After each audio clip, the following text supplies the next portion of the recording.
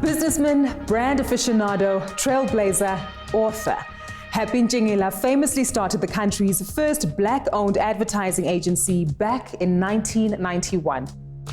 Since then, he's held key positions in the IT, marketing, broadcast, and financial services sector, and also served as the deputy chairman of Brand SA. But achievement and accolades aside, what's still left to do when you've seemingly been blessed with the Midas touch? Let's find out.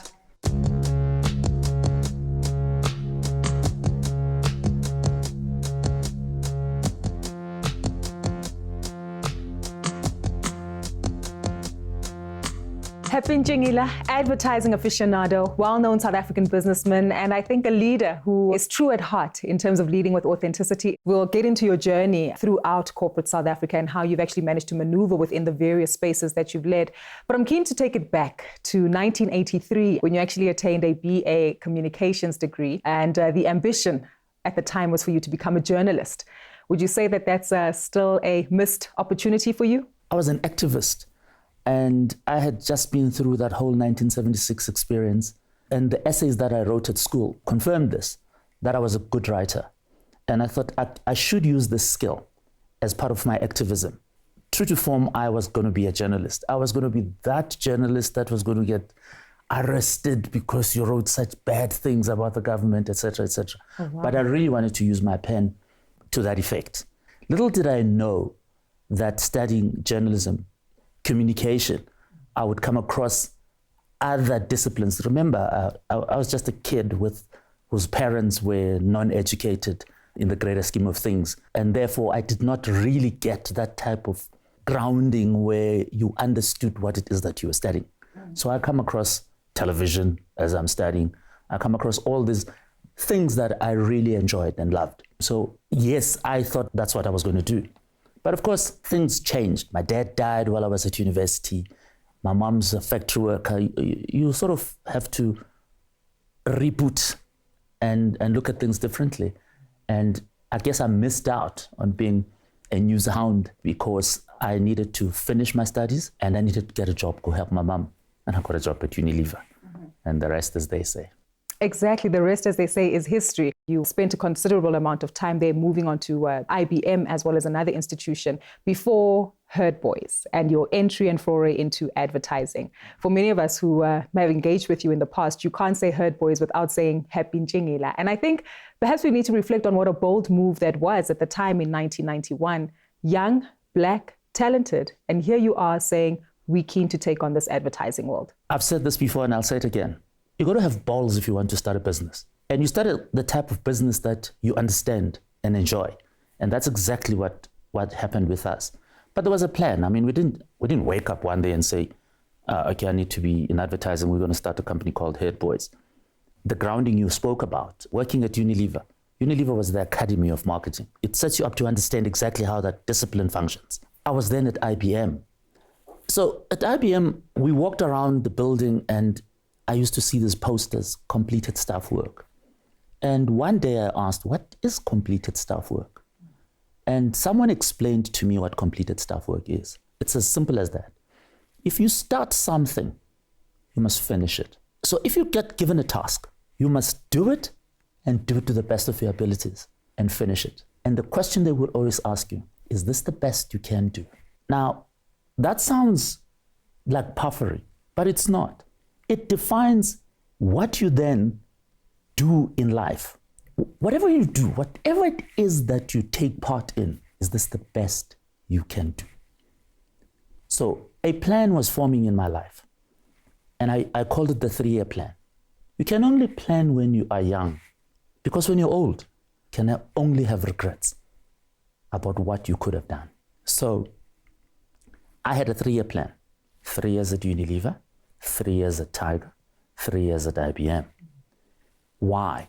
Because you're gaining different skills. At Unilever, international, local, food, everything. Detergents. You learn. That's where I guess I was grounded. Then I moved to IBM, different international company during apartheid that really looked after its black employees. And that's when I really practiced the craft that I had studied, because I was in the communications department. I was writing, I was writing about computers. I was learning about computers. Then I was also handling reputation management stuff. So I was learning the other side. And of course, the advertising bit through marketing was also in that same department. I get my 3 years at IBM. At Unilever, I started in sales, by the way. And if you really want to be a good marketing person, you've got to be in sales because you get to understand why people buy this and why they don't buy the other thing. And of course, there's a marketing element to it anyway. Then I went into oil advertising, big international agency. And it was really cooking at the time. Mm-hmm. Now I learned a different skill. And I discovered that the other skills that I had brought in, combined with what you do in advertising, it's all about insights, right? It's all about understanding the consumer. But when you've got all that experience that I had garnered, you become perspicacious. You can analyze things and you can join them together, and then you start influencing the consumer. And I discovered when I got into advertising that this is really, really something that makes me tick. Something that makes you tick, and it shaped you for many years onwards from that, and really garnered a lot of respect and I guess added to your reputation as you were young, a trailblazer, and also the first and only Black-owned agency to really shift the narrative. This was also the inspiration behind one of your books, Black Jerusalem, where you share a few nuggets about leadership and insights. And there's a particular example that you often share about Atlanta, a colleague that you hired by the name of Anne, as well as the chutzpah, I guess, that you needed in order to take some tough decisions in leadership. Indeed. It was a big challenge. I mean, the client was a big Coca-Cola, and we had just won the business as part of an international pitch.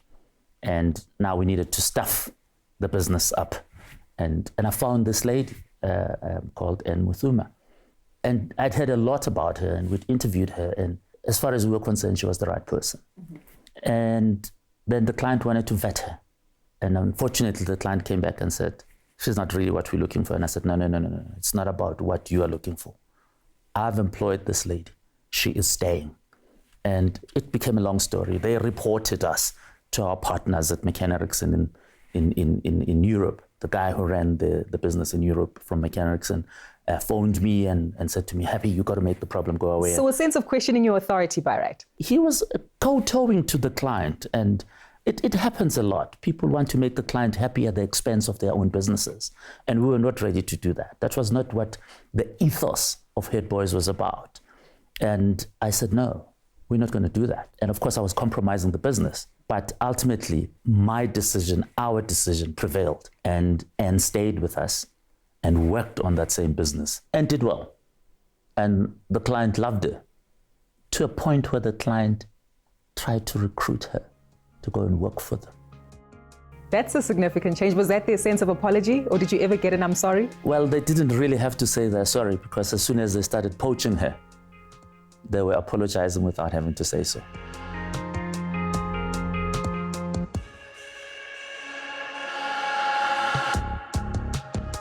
Happy, what I'm learning from this is you're teaching us several lessons here. Not only the fact that you need to be a leader who leads and takes authority when necessary, who sticks to the decisions that you take, but also surrounding yourself with a team of people that you know are more than capable to not only handle the task, but as you say, give of their best to the task at hand.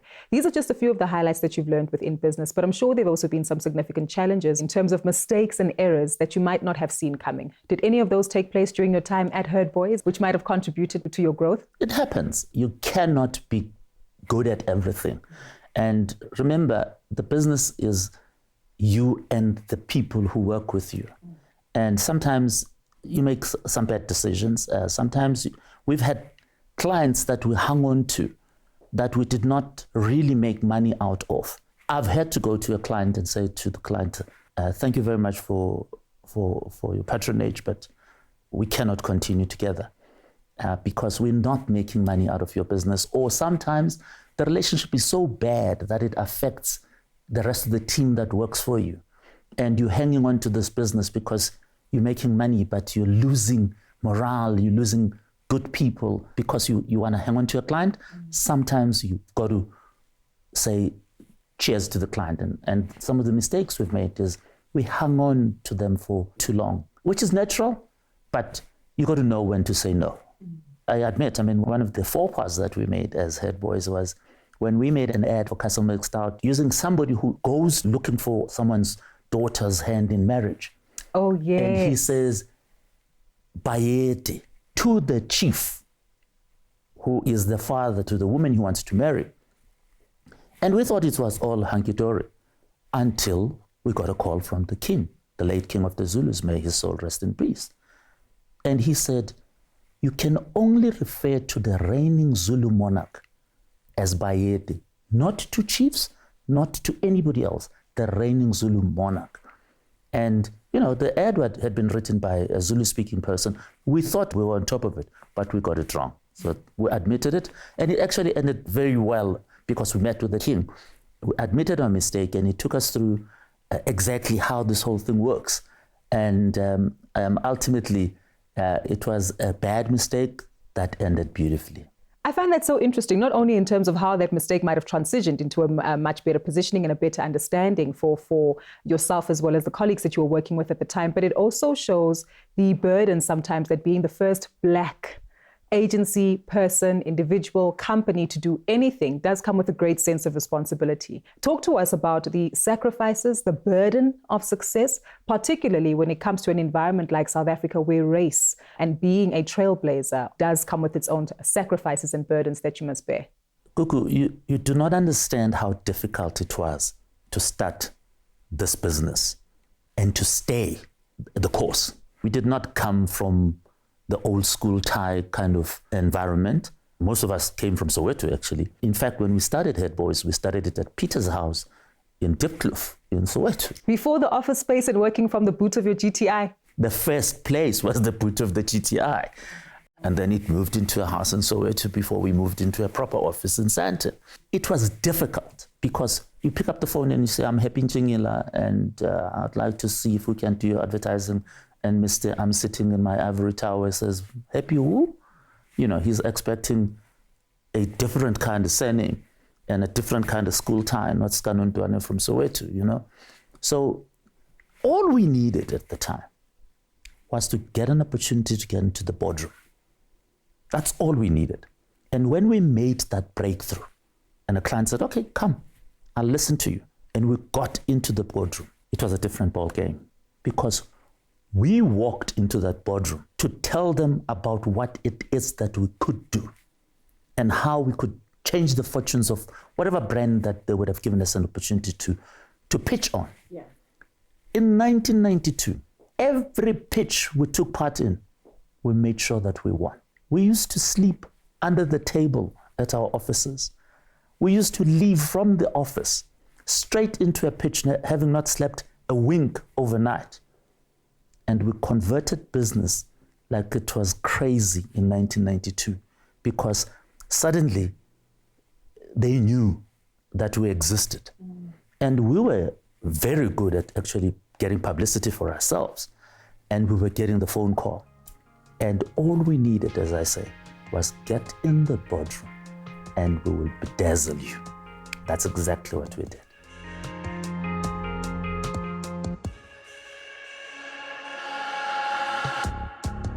Are there leadership lessons that you can share with us about coming from a creative background and yet finding yourself within these various sectors of business that some might have thought you're not qualified for that? It's an interesting question because banking was, for me, well, banking, Happy? I thought you'd find it boring.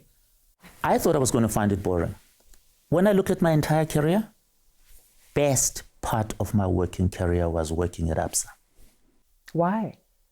Because I found a leadership there that was prepared to accept ideas and work with people who came with a different perspective. And I worked with a leadership that allowed me to do the things that I thought the brand needed. You must understand, when I walked in there, that bank was number 3 in terms of rankings, best banking brand and stuff. And you changed that, huh? I'd like to take credit for that. People don't realize that during the period that I was at Absa, between 2006 and 2012, we probably had one of the best marketing teams in the country. We put together a team that really, really worked hard. And we made that bank number 1. We made it the coolest bank. We were winning sponsorship awards for 6 years in a row. uninterrupted. Why? Because the leadership in that bank was prepared to accept and give you the opportunity to do what you can do.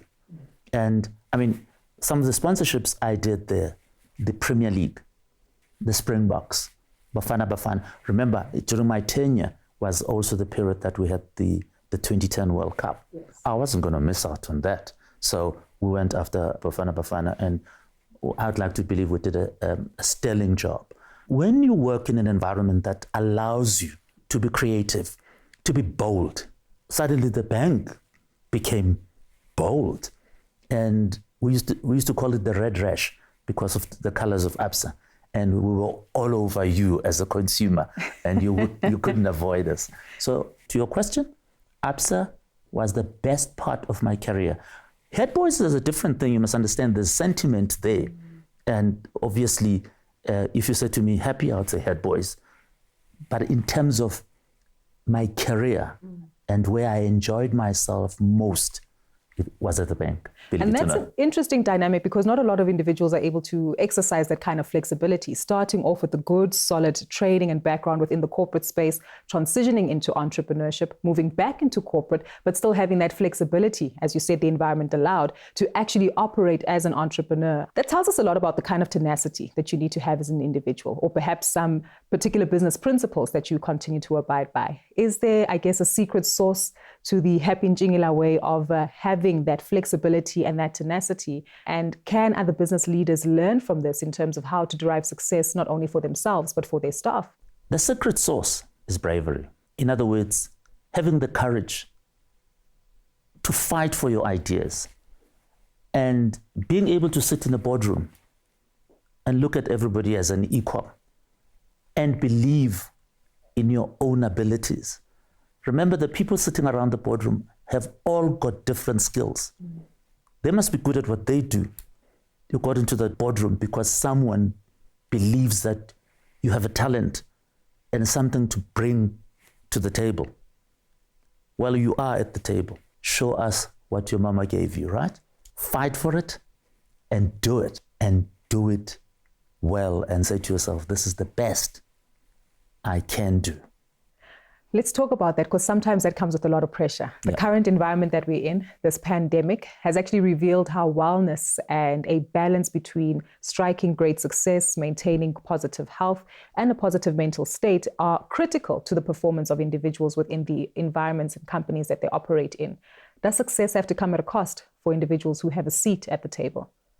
Comes at a huge cost. I'm a good example of that. In late 2012, I presented with a pulmonary embolism. There I was training. You ran the Comrades, Happy? I ran the Comrades, and this time I was going to go after the triathlon. And I thought, I'm fit. And every time I ran upstairs, I'd be out of breath. I did a medical, and they discovered that I had a blood clot. And that's how I got stopped. I'd been working 28 years nonstop. I had seen the world, traveled the world. I was just running. I mean, I'll give you an example. Once I went to New York. I flew from here. I went to New York. In the morning, I was there. I went into a meeting. That same evening, I was on a flight back. Oh. So I'd been running and, high confidence levels, everything. And suddenly, that cost you're talking about came and it hit me. And you can imagine when you have, they refer to us as some type something personality, and suddenly you cannot get up in the morning and go to work. And I had to sit 9 months going through my recovery period.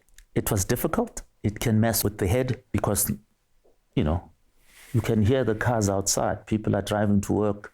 You watch the television, you see people working, and you can't because you are not in a position to. I was frail.